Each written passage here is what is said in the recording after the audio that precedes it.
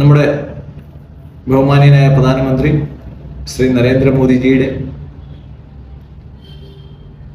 ഈയിടെയുള്ള വീഡിയോകളെല്ലാം മലയാളത്തിലേക്ക് തർജ്ജമ ചെയ്ത് ചെയ്യാൻ ശ്രമിച്ച ഒരു വ്യക്തിയാണ്. എന്നാൽ ഇന്നലെ അദ്ദേഹത്തിന്റെ പൂജ പ്രസംഗത്തിന്റെ പരിഭാഷ തയ്യാറാക്കുമ്പോൾ അദ്ദേഹത്തിന്റെ ഒരു നാക്കുപിഴ എൻ്റെ ശ്രദ്ധയിൽ വന്നു. അത് ഞാൻ നിങ്ങളുമായിട്ട് ഷെയർ ചെയ്യുകയാണ്.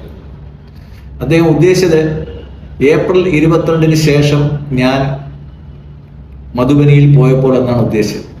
പക്ഷെ അദ്ദേഹത്തിന്റെ വായിൽ നിന്ന് വന്നത് മെയ് 22 എന്നാണ്. 22 मई के बाद